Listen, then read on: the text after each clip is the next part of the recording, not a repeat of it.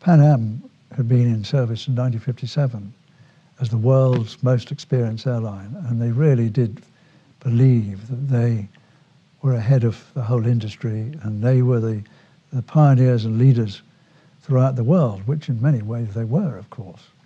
And they just assumed that they would be first across the Atlantic with a 707. And they forecast that they would be operating the airplane at the end of September.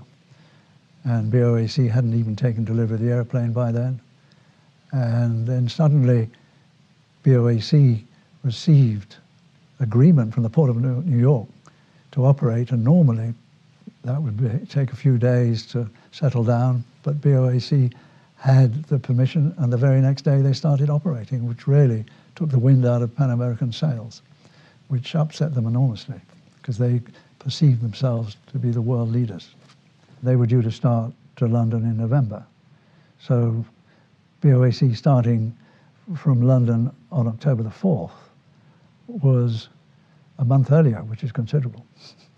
The Comet ones, or the Comets, was differentiated from other traffic, being, so your call sign would be a jet speedboat, which obviously made you feel greatly superior. The 707 could stay airborne for, depending on the load, for 13 hours. And the regular sector length of a 70 would be 7 hours plus. London, New York would be 7.5 hours. And similarly, Singapore, Sydney would be similar. Then the longer routes you could do would be, which we operated, Moscow, Tokyo, would be more like 10 hours. The Comet had no concept of operating that sort of range. It wasn't designed to do that sort of thing.